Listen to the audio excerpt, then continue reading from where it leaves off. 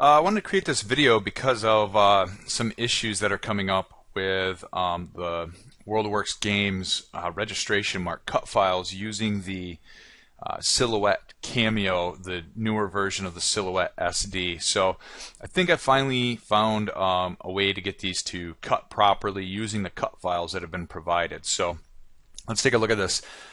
Keep in mind I am using, I have Adobe Acrobat Professional, so that may have somewhat of an effect. So let's start by opening one of the PDF files that comes from them. And the first thing we want to do is, we're not going to be able to use these PDFs because these markings don't actually work correctly. So what I'm going to go ahead and do is I'm going to save this as a PNG.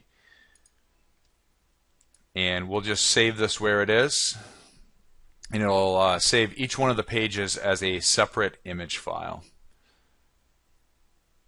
So once you have this, I don't know if I'm getting any loss in quality. I'm going to assume that I'm getting some, just because of I'm sure the resolution is going to drop some, but I don't think it's going to be enough to affect my printer anyway. So next thing we want to do is we want to open up Silhouette Studio.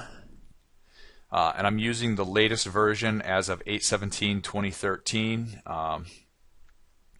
So we'll go ahead and open this up, and it'll start with a blank page. So this new one has the 12 by 12 cutting mat. You'll notice here by default it's going to want to set the sheet size to 12 by 12, and we're going to be working with normal cardstock paper. So let's go ahead and let's open up an image file here.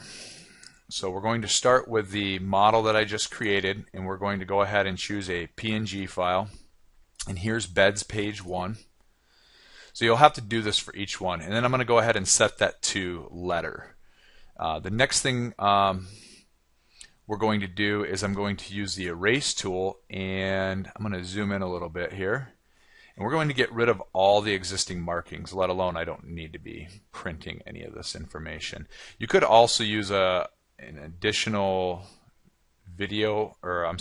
image editing software to do this. I happen to have Snagit Studio and